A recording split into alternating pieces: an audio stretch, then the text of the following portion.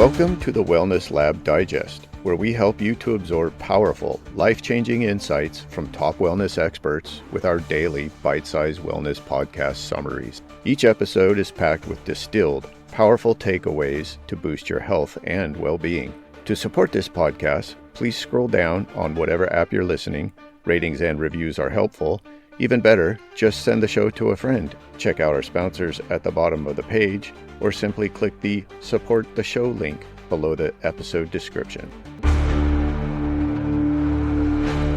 New Year's resolutions, a tradition as old as time or a modern myth. Today, we're diving into the surprising science behind these annual promises and uncovering some unconventional approaches that might just change the way you think about personal growth. Oh, I'm intrigued. I've always been a bit skeptical about New Year's resolutions. It seems like everyone makes them, but how many people actually stick to them? Well, that's exactly what we're going to explore today. And let me tell you, the results might surprise you. We've got some interesting studies and alternative approaches to share that could change the way you think about setting goals for the new year. I'm all ears. So what does the research say about the effectiveness of these resolutions? Contrary to popular belief, they can be quite effective for many people. There's a study that found that about 20% of resolvers, that's people who make resolutions, kept them for 2 whole years. Now, at first glance, that might not sound impressive, but think about it. 1 out of 5 people maintained a significant change in their lives for 24 months. That's actually pretty remarkable when you consider how difficult it is to change ingrained habits. Well, when you put it that way, it does sound more positive. Are there any other studies with more encouraging results? As a matter of fact, there are. A more recent and larger study found that 55% of resolvers had maintained their resolutions after 1 year. That's more than half. So it seems that New Year's resolutions can be a powerful tool for change when approached with the right mindset and strategies. That's quite impressive. So what makes some people more successful with their resolutions than others? Great question. While the studies don't go into detail about that, we can infer a few things. Successful resolvers likely set realistic goals, have a solid plan in place, and stay motivated throughout the year.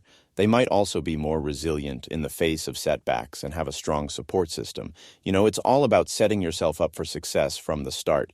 Those are all great points. But what about people who struggle with traditional resolutions? Are there alternatives? Absolutely. The article we're looking at today outlines 6 non-traditional approaches to making positive changes in the new year.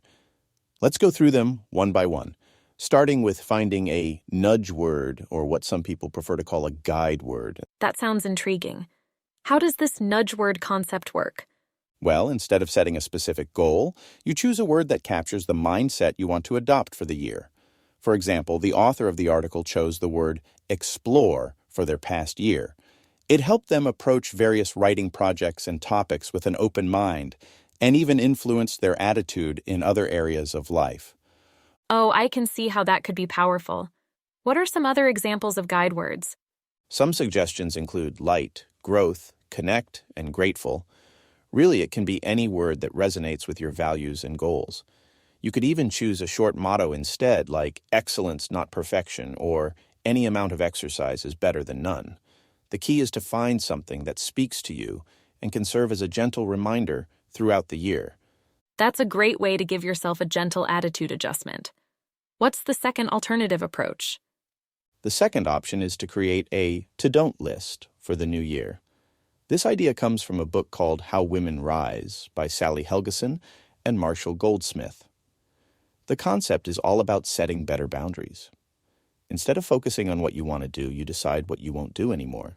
It's about breaking the habit of taking on too many tasks and focusing on what's truly important to you. Oh, I like that idea. Can you give some examples of what might go on a to-don't list? Certainly. Some ideas include, don't automatically say yes to requests. Instead, use the phrase, I'll think about it and get back to you. Don't schedule more than 1 appointment or event per day. Or, don't feel obligated to finish a book or article you're not enjoying. It's all about giving yourself permission to prioritize your time and energy. Those are great examples. I can already think of a few things I'd put on my own to-don't list. What's the third alternative approach? The third option is to make a one-month resolution. This is inspired by the success of challenges like Dry January, where people give up alcohol for a month. Surprisingly, studies show that people who participate in these month-long challenges often experience lasting benefits. Many drink less in the long run and see improvements in their health and well-being. That's fascinating. How can people apply this concept to other areas of their lives? You could create your own themed month, like Jogging January, Journaling January, or Smoke-Free February. The idea is to give your desired change its own month and name, which adds an element of fun and reduces the pressure to succeed long-term. It's a great way to test out a new habit or break an old one without the intimidation of a year-long commitment. I love that idea. It seems more manageable than committing to something for an entire year. What's the fourth option? Option 4 is to make a series of one-month resolutions. Instead of one big New Year's resolution, you set a different goal for each month of the year. The article's author shares their personal plan. In January, they aim to declutter their desk. In February, they'll do their taxes. March is for getting bids on a home improvement project. They've written reminder notices in their appointment book to keep these goals top of mind. That's a clever approach. How does this method benefit people compared to traditional resolutions? The biggest advantage is that it frees your mind from worry. Knowing you've set aside time for future tasks allows you to focus better on the current one. It also provides a nice balance of tackling both practical tasks and fun goals throughout the year. This approach can help prevent burnout and keep you motivated as you see progress month after month. I can see how that would be effective. What's the fifth alternative approach? The fifth option is to try the mini-goal approach. This is perfect for people who might get discouraged by setting big, ambitious goals. The idea is to divide your big goal into small, specific mini-goals. For example, if your goal is to exercise more, you might start with just 10 minutes of walking 3 to 5 days a week in January. Then in February, you could increase the time or frequency slightly, and so on. That sounds much more manageable than jumping into an intense workout routine right away. How does this approach help people succeed? It's all about building confidence and momentum over time. By starting small, you're more likely to stick with your new habit and see early successes. These small wins can be incredibly motivating and help you build up to bigger changes. It's also a safer approach, especially when it comes to physical activities. The article recommends getting your doctor's okay before starting any new exercise program, which is always a good idea. That makes a lot of sense. So what's the sixth and final alternative approach? The last option is to focus on bringing more healthy pleasures into your life. The idea here is that resolutions don't have to be difficult or painful. Some ideas include taking a daily nap, getting regular pedicures for foot health, reading more books, or attending a film or art event every month. These activities not only bring joy, but can also have health benefits and even increase your lifespan. Those all sound like wonderful ways to improve your life without feeling like you're punishing yourself. Are there any specific benefits to these kinds of resolutions? Absolutely. For example, reading more books isn't just enjoyable. It's actually been linked to increased longevity. Regular pedicures might seem like a luxury, but they're great for maintaining foot health, which becomes increasingly important as we age. And attending cultural events like films or art exhibitions has been shown to have positive effects on mental health and social connection. It's a great reminder that positive changes can be enjoyable too.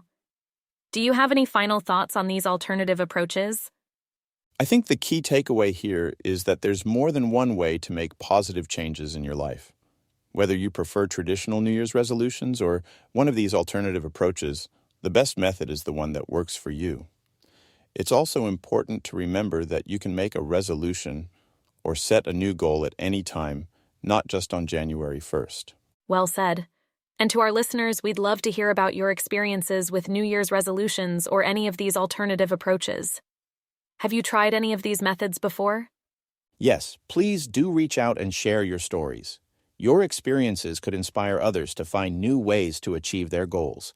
And remember, every small step towards positive change is a victory.